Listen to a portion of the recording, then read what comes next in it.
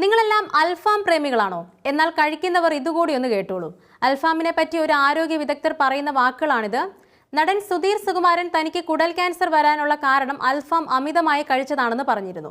ഈ വിഷയം സാമൂഹ്യ മാധ്യമങ്ങളിൽ വലിയ രീതിയിൽ ചർച്ചയ്ക്ക് വഴിവെച്ചിരുന്നു. തനിക്ക് അൽഫാമിലെ കരിഞ്ഞ ഭാഗങ്ങൾ ഇഷ്ടമാണെന്നും അത് ഒട്ടേറെ കഴിക്കാറുണ്ടെന്നും അദ്ദേഹം പറഞ്ഞിരുന്നു. ഒരുപക്ഷെ ഇതാവാം ക്യാൻസറിന് കാരണമായതെന്നായിരുന്നു സുധീർ സുകുമാരൻ പറഞ്ഞത്. എന്നാൽ അൽഫാം മാത്രം ക്യാൻസറിന് കാരണമാകാം എന്ന ആശങ്കയ്ക്ക് അടിസ്ഥാനമില്ലെന്നാണ് ആരോഗ്യ വിദഗ്ധർ ഈ വിഷയത്തിൽ ചൂണ്ടിക്കാണിക്കുന്നത്. ഗ്രിൽഡ് മീറ്റ് കരിച്ചു കഴിച്ചാൽ കെമിക്കലുകൾ കൂടുതൽ ഉണ്ടാവുമെന്നത് ശരിയാണ്.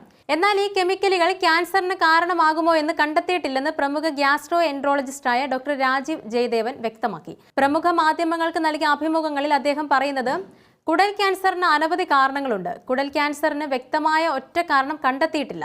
ഹൃദ്രോഗത്തെ പോലെ അനവധി ഘടകങ്ങൾ ഒരുമിച്ച് ചേരുമ്പോഴാണ് ഇത് കൂടുതൽ കണ്ടുവരുന്നത്. അമിത മദ്യപാനം, പുകവലി, പാരമ്പര്യ പ്രശ്നങ്ങൾ എന്നിവ കാരണം കുടൽ ക്യാൻസർ ഉണ്ടാവാം. ഇതിൽ പുരുഷന്മാർക്ക് സ്ത്രീകളെക്കാൾ 20% കുടൽ ക്യാൻസർ സാധ്യത കൂടുതലാണ്. റെഡ് മീറ്റ്, പ്രോസസ് മീറ്റ് എന്നിവയുടെ ഉപയോഗം കുടൽ ക്യാൻസറിന് കാരണമാകാം. സന്തുലിതമായ ജീവിത രീതിയാണ് എല്ലാം കൊണ്ടും നല്ലത്. എന്തെങ്കിലും ഒരു ഘടകം അമിതമായാൽ ക്യാൻസറിനുള്ള സാധ്യത കൂടുതലാണ്. ഇന്നത്തെ കാലത്ത് യുവാക്കൾക്കിടയിൽ അൽഫാം ഒരു തരംഗമായി മാറിയിരിക്കുകയാണ്. അതുകൊണ്ട് തന്നെ പുറത്തു പോയാലും വീട്ടിൽ ഓർഡർ ചെയ്തുമൊക്കെ അൽഫാം കഴിക്കുന്ന കാലമായി മാറി ഇന്ന്. അൽഫാം ക്യാൻസറിന് കാരണമാകാമെന്ന ആശങ്കയ്ക്ക് ഇവിടെ അടിസ്ഥാനമില്ല.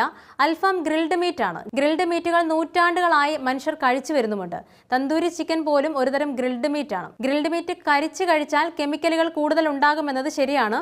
ഈ കെമിക്കലുകൾ ക്യാൻസറിന് കാരണമാകുമോ എന്ന് കണ്ടെത്തിയിട്ടില്ല. അമിതമായ ഇത്തരം കാര്യങ്ങൾ ഒഴിവാക്കുക. അമിതമായി ഇറച്ചി കഴിക്കുന്നവർ ചിലപ്പോൾ മദ്യപിച്ചെന്നിരിക്കാം, പുകവലിച്ചെന്നിരിക്കാം, ജീവിത രീതിയിൽ തന്നെ പല മാറ്റങ്ങളും ഉണ്ടായെന്നിരിക്കാം.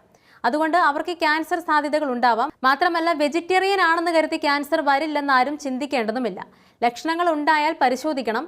ഒരു പ്രത്യേക ജീവിത രീതി പിന്തുടർന്നു എന്നതുകൊണ്ട് മാത്രം ക്യാൻസർ വരില്ല എന്ന് ആരും ചിന്തിക്കരുത്. ക്യാൻസർ ആർക്കും പിടിപെടാവുന്ന രോഗമാണ്.